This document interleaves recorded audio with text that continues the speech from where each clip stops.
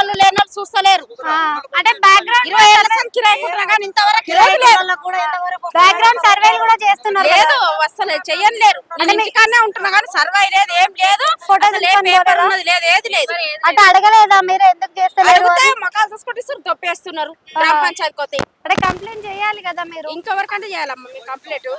వందల మంది లక్షల మంది ఎవరికంటే చెప్పాలి? ఎవరిని మాట్లాడగలం మేము?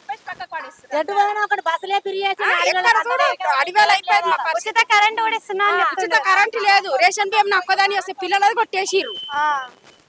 మరి రేషన్ 6 కిలోలు వస్తాయి. 6 కిలోలు తిని బతుకుతామా? అంటే రేషన్ కార్డులు కూడా ఇస్తా అని చెప్తున్నారు. రేషన్ కార్డు అప్లై చేస్తారు. పేరు రేషన్ కార్డులో వచ్చింది. ఇందిరమ్మ ఇంట్లోనేమో ఫోటో దింపకపోయారు. ఇందిరమ్మ ఇల్లు లేదు, ఏం లేదు. 20 ఏళ్ల సంది ఉంటున్నాం కిరాయికి. వెనకేం లేదు, ముందేం లేదు. కానీ గల చూసాను ఇయ్యాలే కదా. మరి కేసీఆర్ ప్రభుత్వంలో కూడా అప్లై చేసిండ్రా మీరు? మిమ్మల్ని చేయలేం, చేయలేదు. మరి ఇలా ఇప్పుడు మొన్న కొత్తగా పెట్టిన దాంట్లో చేసినాం. ఆ. అందరు పేర్లు ఉన్న బిల్డింగ్లు ఉన్నానికి వచ్చినాయి. మాకు లేదు. మా ఫోటో ఎందుకు దింపకపోయారు? మాకు అదే టెన్షన్ కదా. అయితే ఇప్పుడు కేసీఆర్ పరిపాలన 10 ఏళ్ళు చూసిండ్రు. ఇప్పుడు రేవంత్ వచ్చి 1 సంవత్సరం అవుతుంది.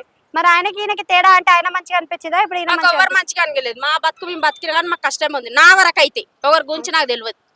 వెనక ముందు ఆధార్ ఉన్నోళ్ళు మస్తు కొట్లాడి తిరిగి చేసుకుర్రు. నాకైతే ఏది లేదు. Thank you.